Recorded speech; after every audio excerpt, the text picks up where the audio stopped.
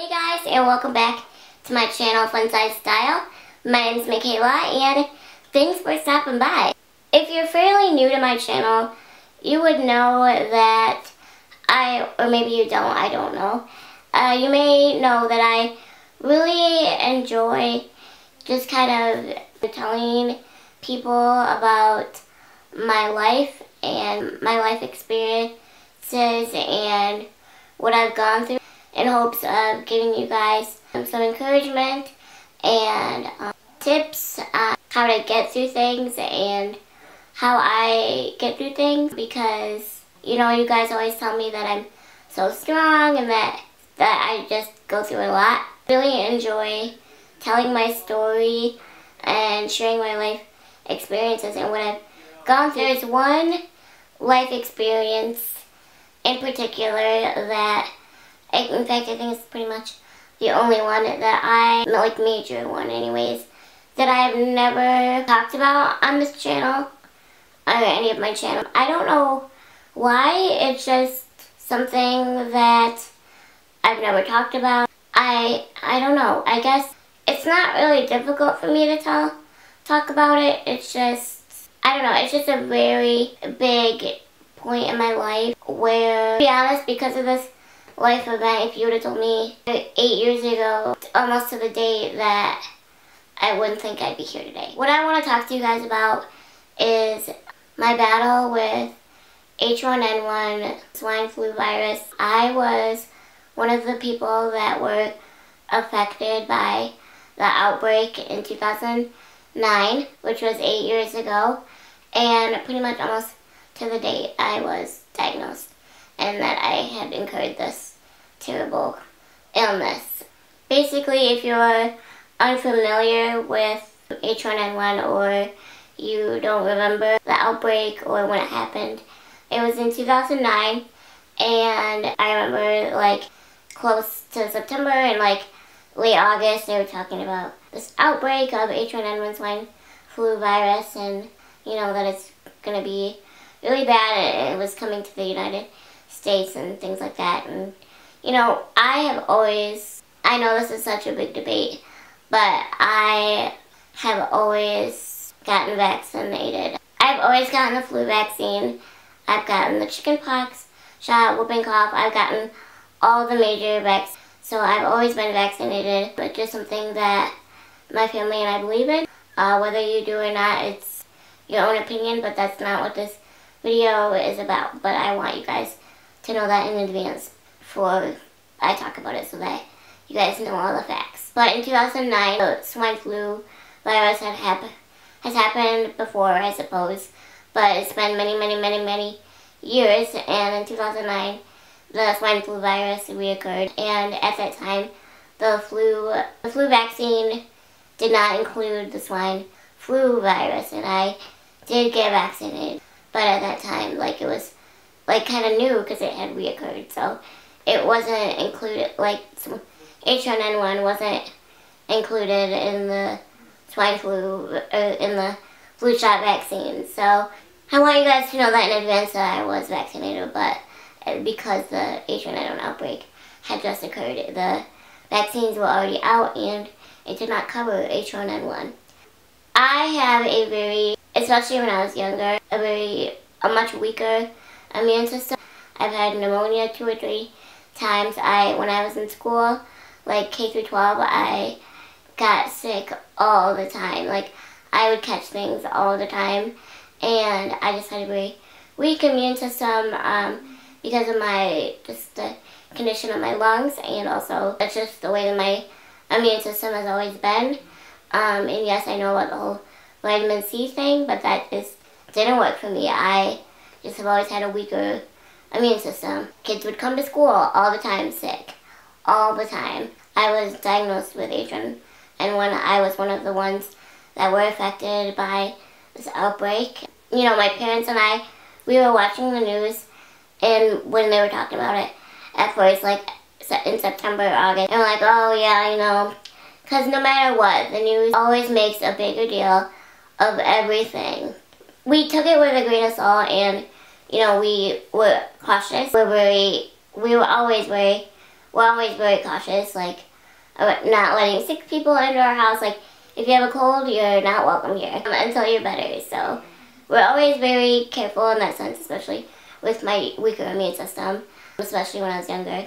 We took it with a grain of salt, but we took it seriously because, you know, if it was true that there was this big outbreak, we wanted to be as cautious as we could be. This is this is going to be a long video because there's just so much that goes into it. In October of 2009, I started becoming very sick. I just thought I had a really bad cold, and then it just kept getting worse and worse and worse, and it got to the point where I was having 104 fever, and when it got really, really bad, like, I would not eat, and I couldn't eat. Like, I just was not hungry.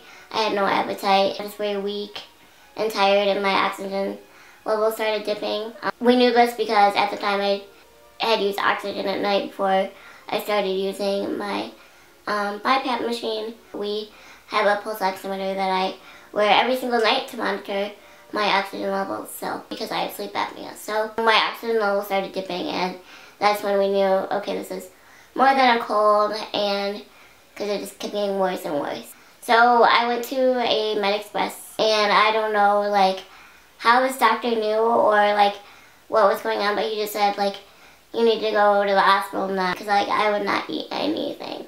So I was really surprised, actually, that they didn't call an ambulance, but he just told us that we could drive there. It was only like 15 or 20 minutes away, so the hospital that we wanted to go to at the time, because we didn't think it was anything too serious. We thought maybe it was pneumonia again, or just some infection or something.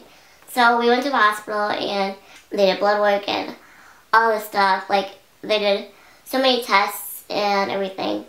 And one thing that they tested for was H1N1. That test didn't come back until the next day. That's just how that kind of test worked. So they obviously admitted me because I was very, very ill. I was weak. I was coughing and fever like crazy and just weak and would not eat. I'm sorry, a lot of it I'm trying to gather my thoughts because, mind you, at the time I was 11 years old.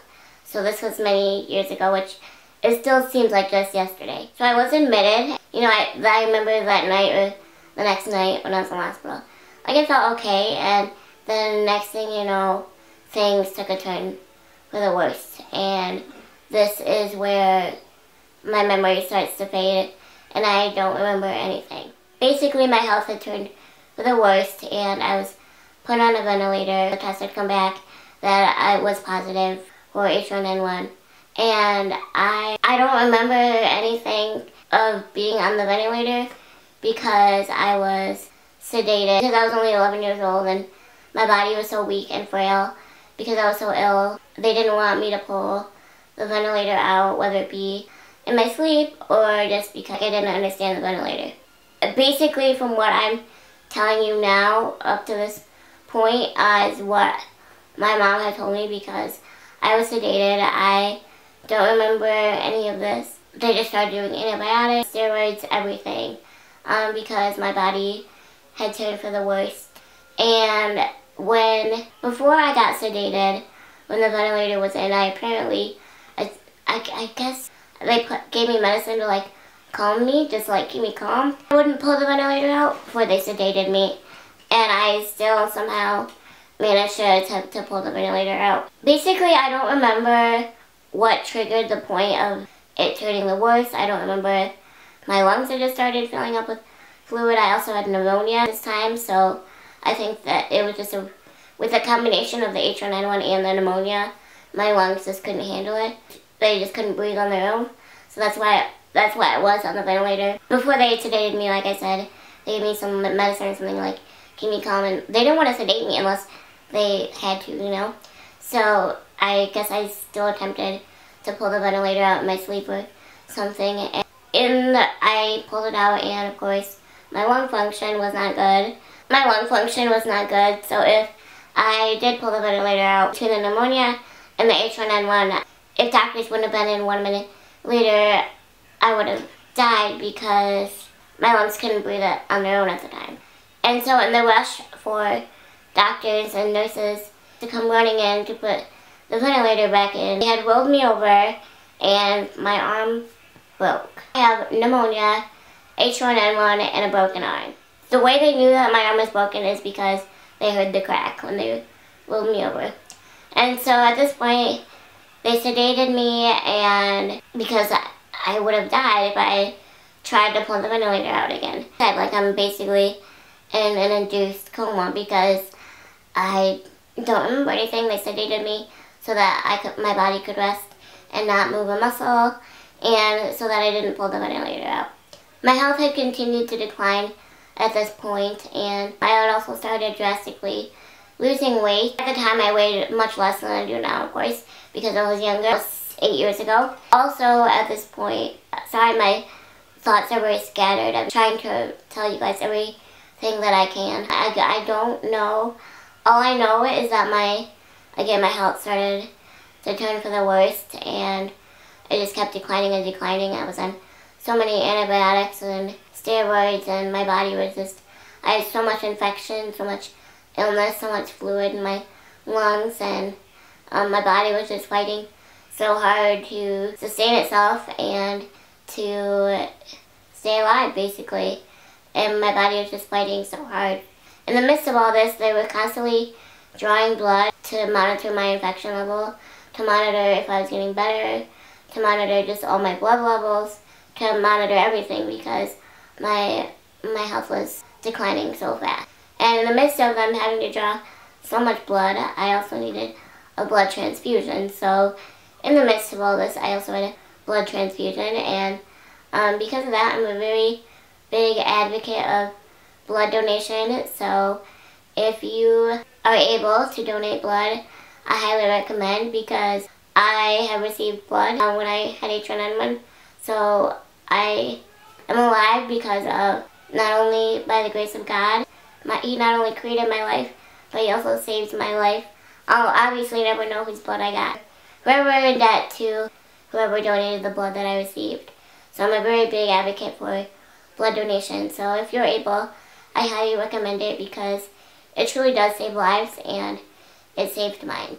In the midst of them keeping an eye on all my levels and everything, and just keeping an eye on my blood levels and white count and everything, because my health, again, had just turned for the worst, I needed that infusion. So I drastically started losing weight because I couldn't eat. At one point, my mom had told me that I was basically just, you could see my bones because I was so skinny. So they had to put an NG feeding tube. So it goes in your nose and down into your stomach so that I could sustain some kind of nutrition to also help my body fight this fight and to also keep me alive. So at this point, we have now gathered to a ventilator, H1N1, pneumonia, IVs galore, and a feeding tube, and a broken arm. At this point, I'm in the hospital for about a week, and things got worse very fast within that week, of course. It was Halloween, which is why I'm filming this video now, because even though it's not Halloween, I went into the hospital about this day, like pretty much to the day. I believe it's on the 23rd or 24th of October. On Halloween night, my body, this is where it gets difficult for me to talk about. Basically, on Halloween night, my body again took another turn for the worst, even worse than it was before. My body was not responding to the steroids, and I don't know if I was on steroids, but antibiotics, and I think I was on steroids. My heart rate went to 230 beats per minute, which is very fast. My normal is like 120 during the day, so 120, 130. And also, mind you, while I was sedated, the medicines that they had given me to keep me sedated gave me the most wildest, I'm not going to say dreams because they were complete nightmares. It was like I was living this new life, and they were so real. And some of the dreams, or what I call them, nightmares that I had because of the crazy medicines that they gave me to keep me sedated, they were just the most wildest nightmares. It was like I was living a whole new life. Some of the nightmares that I had because of the medicines to keep me sedated, I never told my parents. I refused to ever talk about it because they were just so weird and so awful, and it was like I couldn't escape. And from pretty much when I was 4 years old and on, I have had a very photogenic memory. So even though I was sedated, I still vividly remember the nightmares that I had, and I still vividly remember a lot of this stuff from the point before I was sedated and then after I woke up from the induced coma, because 8 years ago. So a lot of this I still really do remember because of the photographic memory that I have. It's a blessing to have a memory like that, but it's also not a blessing because a lot of things in your life you wish you could forget, but you can't. So also at this point, they wanted to transfer me to a bigger hospital where I get most of my medical care now, but like they wanted to life-flight me. But there was a couple reasons why that never happened.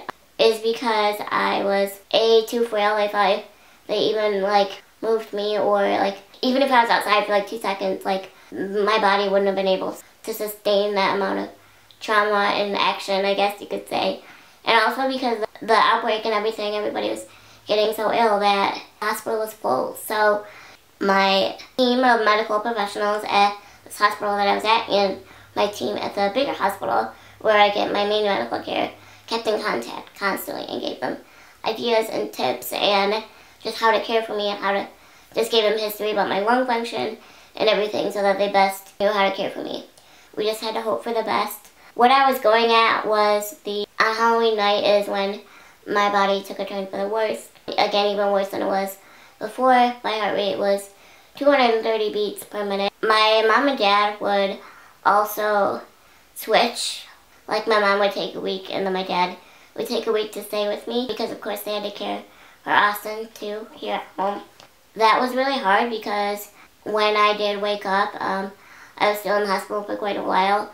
And so it was almost like having my parents divorced because I would see my mom one day and my dad the next. Like that was hard for me, especially at 11 years old and me being so sick. I just wanted both of my parents there, but I also knew that, you know, they had to care for Austin too. Can't imagine. That also brought another thought in my mind, like kudos to all of you that go through that, because just for those 2 weeks that or a few days that I had to go through that of seeing my mom the one day and my dad the next, it was hard. So before Halloween night, when my body had taken a turn for the worse, my mom was told to leave because I had gotten so sick. With her tiny lungs too, her body would not have been able to sustain the illness if she would have caught it too.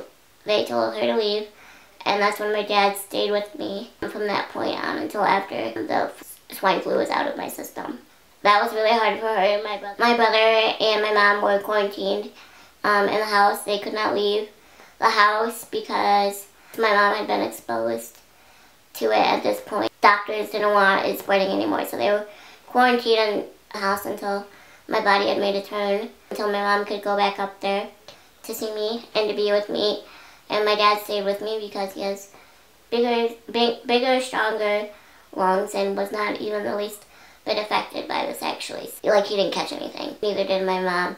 Now that I've kind of caught you guys up, also I had a PICC line which is like a tiny catheter tube so that they could draw blood and give me fluids and sugar water and things like that. So I started PICC line. On Halloween night, again, so now that I've kind of caught you guys up on the main parts, going back to Halloween night, again, body took a turn for the worst. That night, I had also incurred a PICC line infection, which, if you don't know, those are incredibly dangerous. Go septic really fast. They're very dangerous. Also that night, I still had H1N1, pneumonia, broken arm, all of this. So my body had taken a turn for the worst. My heart rate was 230 beats per minute. Doctors had done all they could at this point. My body was just fighting so hard. My numbers just kept going up and up and up, like not in a good way. Like white count, everything.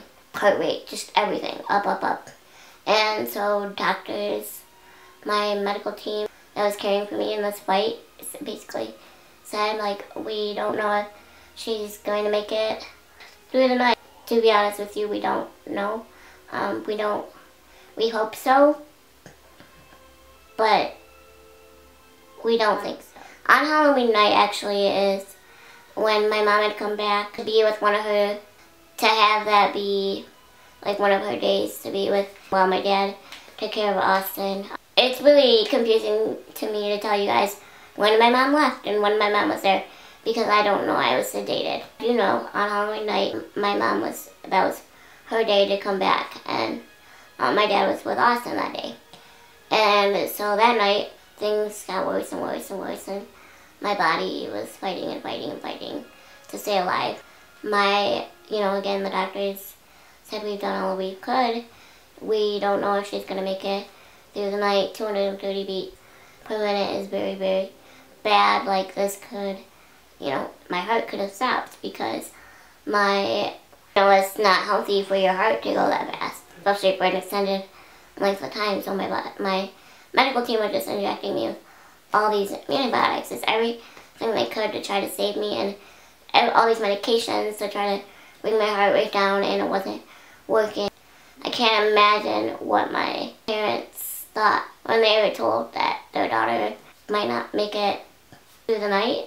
So my dad and my brother, my whole dad's side of the family, all his brothers and sisters live in town, and part of my mom's side of the family, because not all of her family lives around here, were called up to the hospital to basically see me possibly one last time, because they weren't sure what the outcome was going to be for my survival. I can't imagine what my family had thought, how they dealt with that. And then that night when they were all there, they all just prayed together. And this is where the miracle happened. I'm going to tell you guys right now, obviously I made it, I'm here, but my survival of that was a miracle. My family, all there, when they each had their individual time to see me and possibly say their goodbyes, all gathered in and prayed together and prayed to God that He would save me and save my life. And they just didn't stop praying while they were all together, and my numbers went down. My heart rate went down. I made it through. It was at that point where that was the turning point, and God healed me literally right then and there. And then it wasn't long after that I woke up. And also what made it really bad was the PICC line infection, because those are so dangerous. So that's part of the reason why my heart rate went sky high, and those can be so dangerous. My family just knew, God performed a miracle right there. My numbers went down. Basically, every single nurse, every single doctor that I had was absolutely amazing. But there was this one nurse, when my numbers started going down, it's that's awesome. And this one nurse was like, yeah, but you never know what could happen next or something, or basically hope for the best, but prepare for the worst kind of thing. And my dad just said, no, we're going to take every good news that we can, because my daughter is a fighter. And so she was literally the only nurse that was not good and not encouraging to my family that I would make it. Really, every other nurse and doctor was amazing. That was the turning point. And also, throughout all this, I still had the feeding tube for a while. At this point, I was in the hospital for about 4 weeks, a little over 4 weeks. We didn't know if I would come home for Thanksgiving or not. It would have been my first major holiday in a hospital. But at this point, we were just glad that I was going to make it and going to be alive. Before I woke up, the main thing that doctors were concerned about is, even though that I would survive, would I sustain any permanent damage, because some people and children that had this sustained some brain damage because it was such a terrible illness. Would I sustain any permanent damage from this illness? Would I sustain any brain damage? And when I woke up, there was no brain damage. I was the same Michaela that I was 4 weeks ago. And so that in itself is another miracle. That's kind of the major part of this. And then once I did wake up from the sedation and having them be able to try me without the ventilator, obviously I was in intensive care unit for this whole time. I'm pretty sure that was obvious, but I just failed to mention that. You know, I had actually began to have withdrawals from the medicines that kept me sedated because they took me off them too fast apparently, and I was just like up all night and just like shaking like uncontrollably and just like really jittery.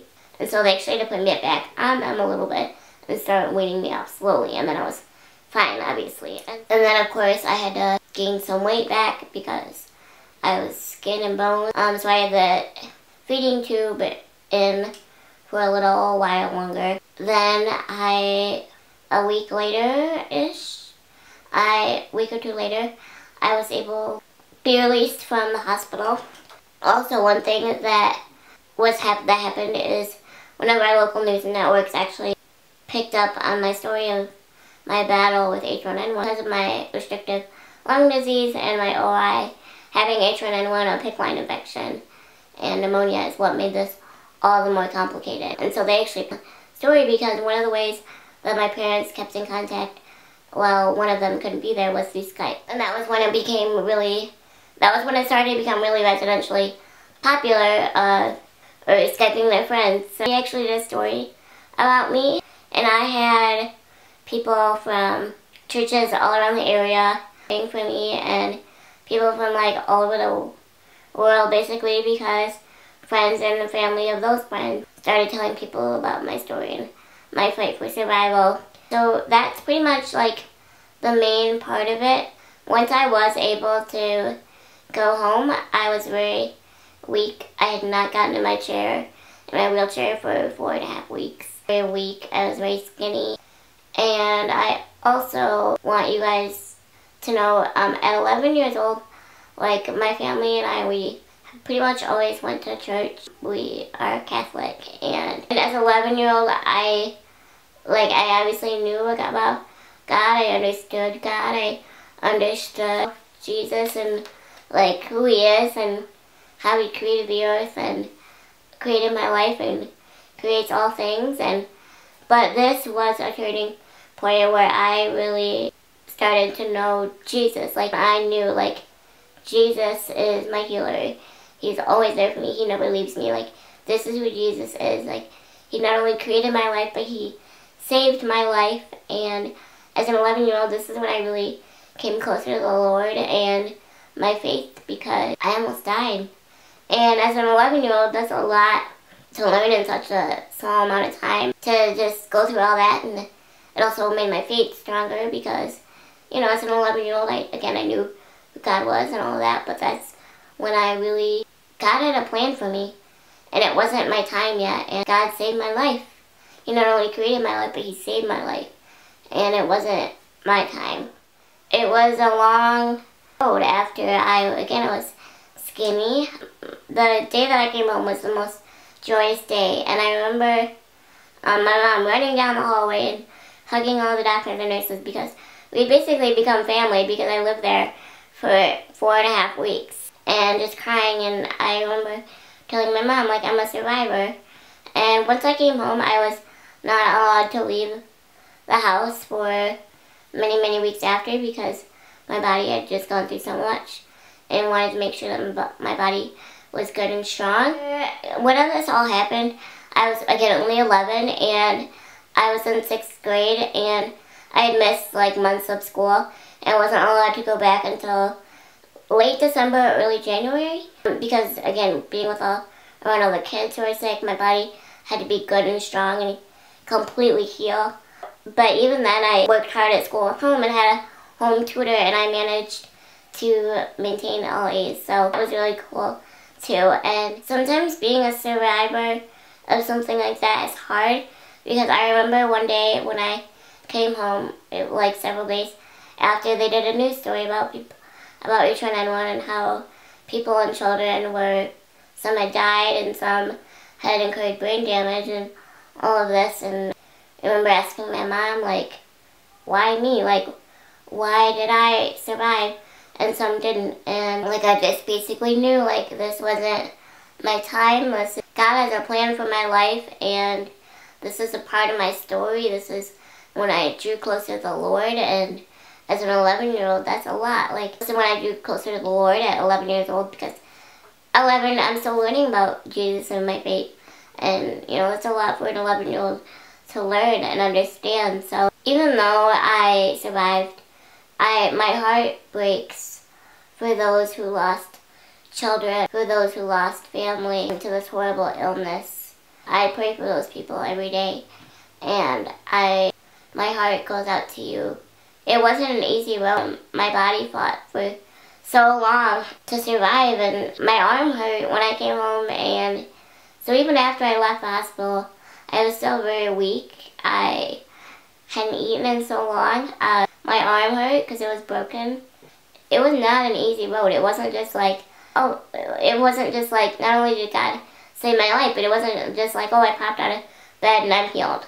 I was healed from H1N1 pneumonia and the PICC line, but my body was still weak, and I had to overcome that, and it wasn't an easy road. I just kind of wanted to tell you guys about that. It's one of the most major parts of my life.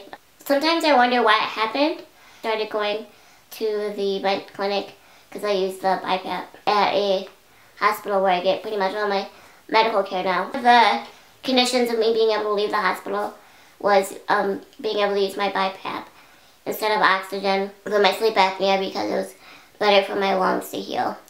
And so I wanted to leave the hospital, and so I gave it my best shot. And because I started using that, I learned that there was that special camp for kids that use ventilators, BiPAPs, and CPAP.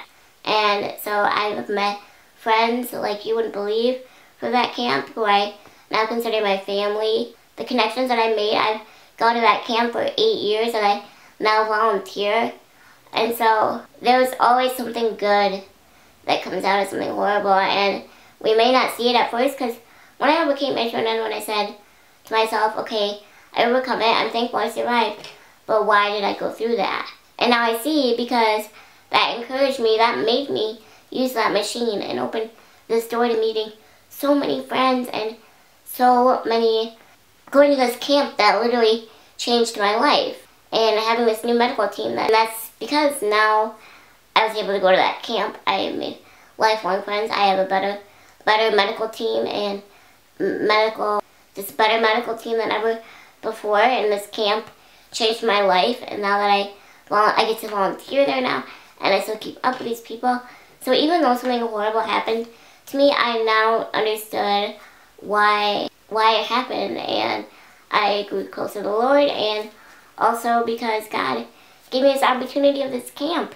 And if I wouldn't have gotten H1N1 and had to learn to use my sleep apnea machine, I would have never went to this camp. In the midst of the horrible things happening to you, I just want you to know that you're not going to see the good part of it right away. And that was my story of my H1N1 survival. Turning point again was Halloween, so every Halloween it's difficult for me and my family to remember that night. So in this 8-year anniversary of my battle with H1N1 and my win, I guess you could say, of winning that battle, I just think about it every year, and I just thought I would tell you guys that story and how that's really shaped me and who I am today. It's gave me a greater, I just am thankful for every day. I'm thankful for the health that I do have. I'm thankful to be alive. I'm thankful for that it grew me closer to my faith at such a young age. I'm thankful for the opportunity of now having a better medical team than I ever did before, thanks to H1N1. And I went to this camp for 8 amazing years, and now I'm a mentor to children that I was a camper at for 8 years, and you know, I see all that now, but Halloween is still hard for me, and I still think like, wow, how lucky I am to be alive and to realize truly how strong I am. And it's okay to say that you're strong, and it's okay to realize like, God and I did this, like we did this. That's kind of what changed my life forever. I don't know why I never filmed this video before. I guess the one part of it is kind of difficult to talk about, and it's a lot of my friends know, most of my family know, but maybe some of them don't, so this is what I want to talk about, and I just want to give a big heartfelt thank you again to my medical team, the hospital that I was at during this battle, and all the nurses, the doctors, everybody that helped save my life. Yes, God did heal me, but God also put me in that hospital for a reason, because He knew that they were the right ones to help me as well. Just like God also helped save my life. So it's definitely a team effort, and I just want to say thank you to all the doctors and nurses that helped save my life, and I'm better and stronger than ever. If you have any questions about what I went through or anything that I may have missed, let me know. I'd be glad to answer them. Just know that everybody has a story, and everybody has gone through something, and you just never know. So on this 8-year anniversary, I just again want to express how thankful I am to be alive, and my heart breaks for those who lost family to this horrible illness. It's definitely shaped me who I am today, but honestly I'm so glad that H1N1 happened to me, because again, it opened doors to things that never would have happened otherwise. I'm telling you, everything happens for a reason, and God has a plan, and God had a plan for my life, and He apparently wanted me to go to this camp and change my life forever, and I still have more things to do on this earth. So just know that whatever you're going through, that God has a plan. And yeah, I'm sorry this video was so scattered. That's just a lot to talk about, a lot of details, especially from 8 years ago. As time goes on, I remember less and less, but so much of it is so vivid. I remember the hospital room I was in. I remember what it looked like. I remember so much, and my camera's flashing. So thank you all for letting me share my story of how I went through the battle of H1N1, and I'll see you in my next video.